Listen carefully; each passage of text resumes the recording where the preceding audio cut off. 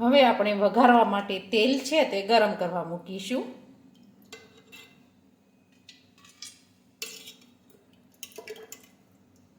હવે આપણે તેલ છે તે ગરમ થવા દઈશું.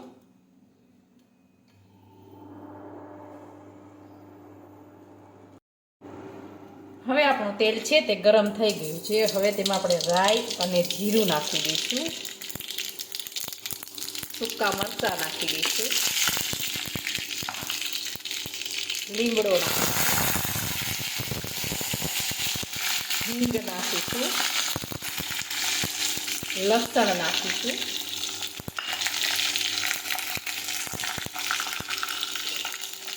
હવે આપણે સાતળી લઈશું. હવે આપણે ભીંડું નાખી દઈશું.